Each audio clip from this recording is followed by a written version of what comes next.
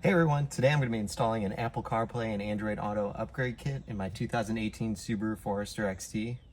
I was shopping for a new head unit, thinking about replacing it, and I came across this device from Hamilton Motor Company. It essentially attaches to the existing stock radio and overtakes the screen, and you can even run the stock system alongside the Hamilton CarPlay system and toggle back and forth if you want. So it sounded like an easier and cheaper solution, most likely. So we're gonna find out.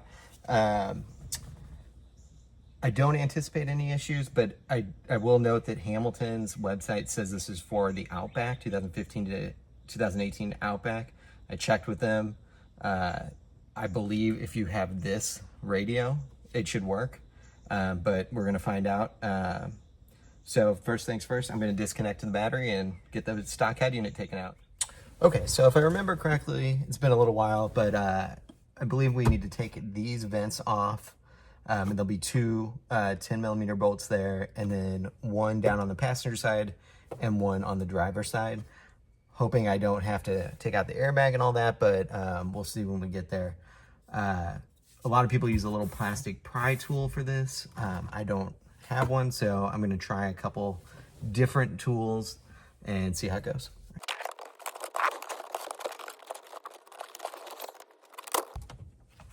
Okay, so yeah, I just pried up here on the left and popped it out eventually. I was a little nervous about pulling on it too hard, but it is just plastic clips and it pops out of there. And then you can disconnect the hazard lights if you want more space, or just leave them in there. So here's our two 10mm bolts right there. So now I'm gonna pull the glove box on the passenger side and see what that looks like. Okay, we're over here on the passenger side. The bolt is behind the glove box. So we'll just push in the glove box and I'll drop it down. Found a leaf. Okay, and then let's see if we can get a look up in here. Okay, so a little tough to get a good video of this, but the 10mm bolt on the passenger side is back in here, right there. So we'll be taking that one out too. Okay, getting to the bolt on the passenger or on the driver's side is a little bit trickier. So I've removed this small panel here. Had one screw and then popped out with clips. I believe I need to remove this here now to get to a screw and then drop the entire airbag down. So I'm gonna go ahead and do that.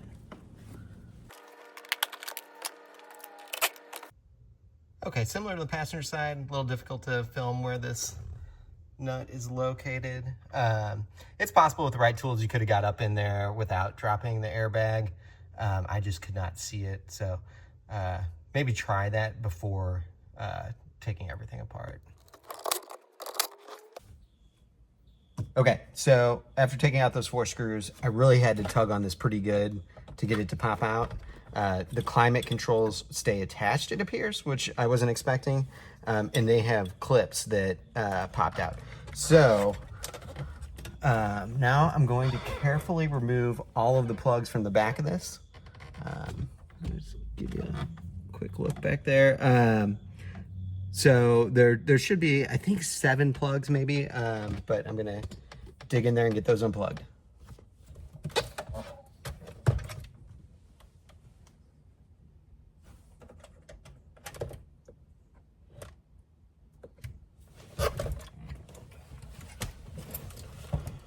Okay, so I've got everything disconnected. There was 1, 2, 3, 4, 5, 6, 7, 8, 9, 10, 11, 12, 13, 14 plugs on this car, and one for the climate control as well.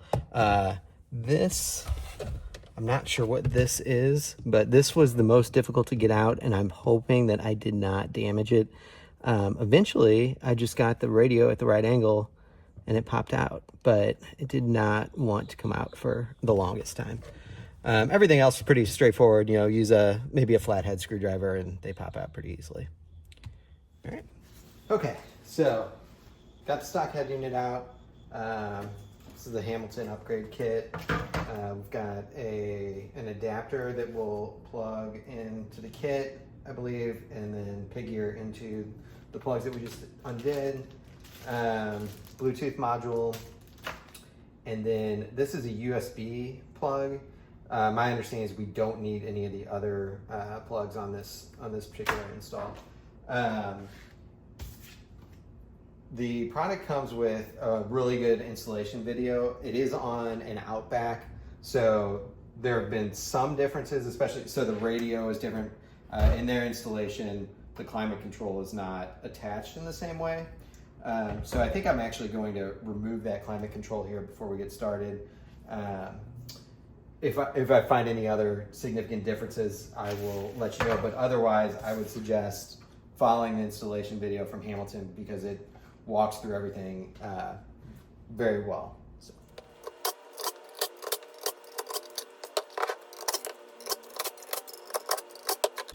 This is the XM module, which I believe will go on at the end. I ended up not taking the climate control off yet. We'll see if I even need to, but didn't want to jump the gun there.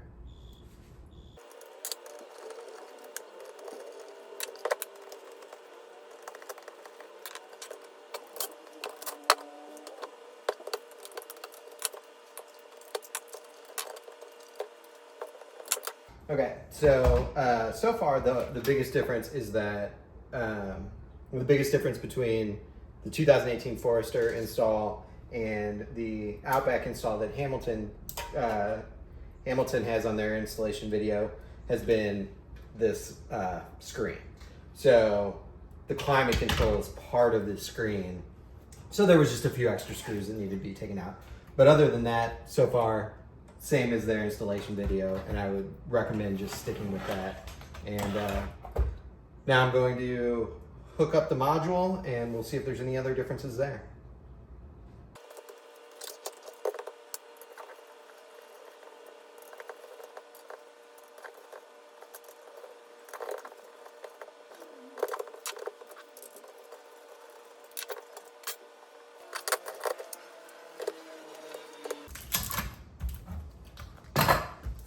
Tape's temporary, part of the installation video, just kind of helps you keep things held together.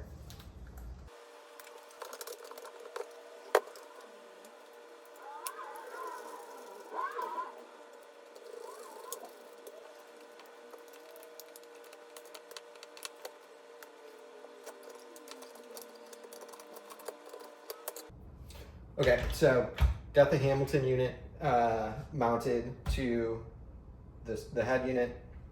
Got it back in the screen here. One difference between the Hamilton installation video and the Forester so far is that there are 6 tiny screws that hold the screen to the head unit. In the Outback, I guess there's only 4. So.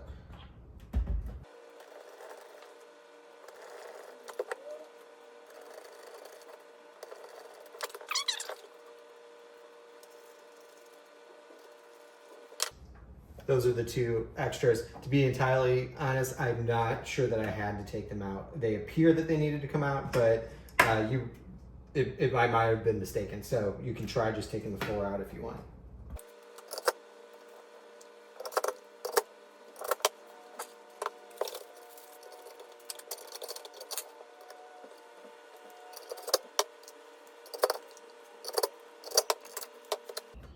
Okay, so one issue I've run into, the brackets on this Forester are different than the Outback.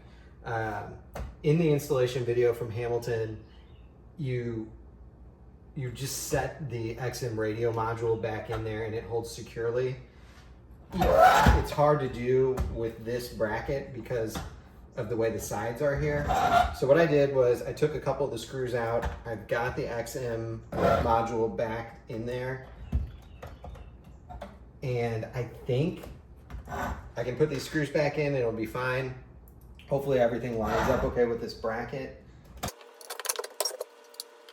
All right, so there is the module installed and the XM, or the Hamilton module installed and the XM module back in there. You probably want to put your climate controls back in before you put these brackets in. just because of the way things line up, it'll make it a little easier. You can, I believe you can do it. It's just a little tight, and I'm a little worried about breaking stuff, so I'm going to take the brackets back off.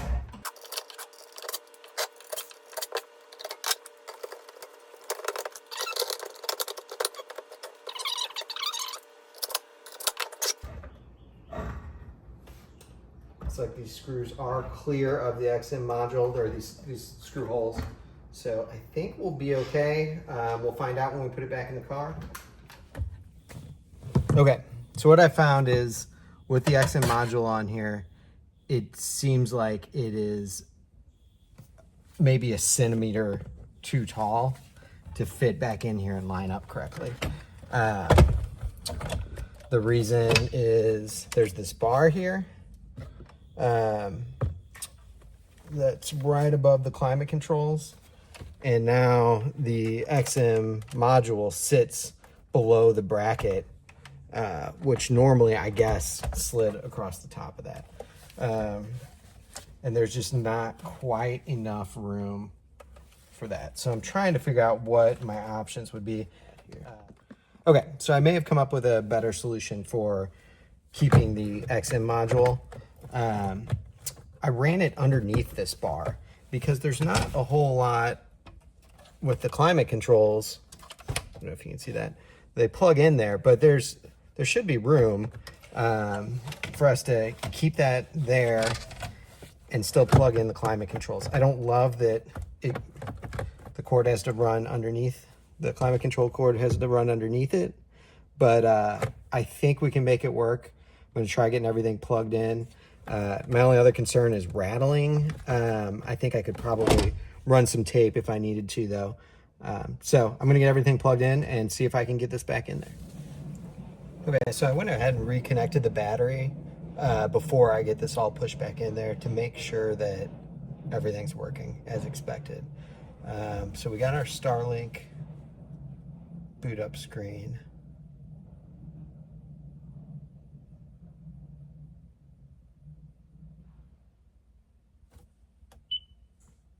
Okay, so this is the stock operating system. Okay, so now if I hold down the voice control, I get this. Okay, so I mean, it appears that it's working. I'm gonna go ahead and put everything back together. All right. Okay, got everything put back together, and my phone synced. Everything is working as I would expect. Google Maps. Swipe through just like any other CarPlay. And if I hold down the button on my steering wheel here, the voice command button, it switches back to the original OS.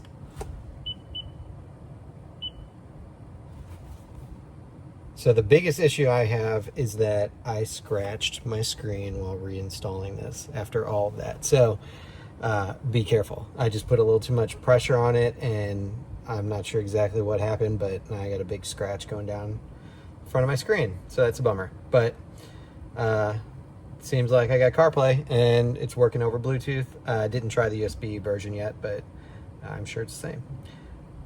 I will drop the link to this product in the description along with some other information. All right, thank you. Hey everyone, just wanted to film a quick update here. I've been using the Hamilton upgrade device for a couple weeks now. Discovered some things, made some changes that I thought were important to share. First of all, Hamilton now has an install video specifically for the Forester. You heard me reference the Outback install video throughout this. I would look at the Forester install video if you have a Forester. Pretty much the same as what I did here. So then second of all, I was having some issues with connectivity over Bluetooth, where the CarPlay would just disconnect randomly. I ended up relocating the wireless antenna above my vents here, and since then it's been pretty much a non-issue, just the occasional drop every now and then. Then lastly, I was having all kinds of strange behavior, such as like songs changing when I would put my car in reverse, things like that. And after going back and forth with Hamilton, we figured out that I was connected to the head unit via Bluetooth and then also connected to CarPlay via Bluetooth. And you're really supposed to not be connected to the head unit over Bluetooth and have the source set to auxiliary, which is something I didn't even realize existed. So I'll show you real fast here. Okay, so here we are in CarPlay mode. I will hold down the button here to switch over to the head unit OS. So previously I was on the Bluetooth source, but that is not correct. You're supposed to arrow over here to auxiliary, and once I did that, everything was good to go. So that's it on the updates. Everything seems to be working perfect now, and as I mentioned before, I'll drop the links in the description. Thank you.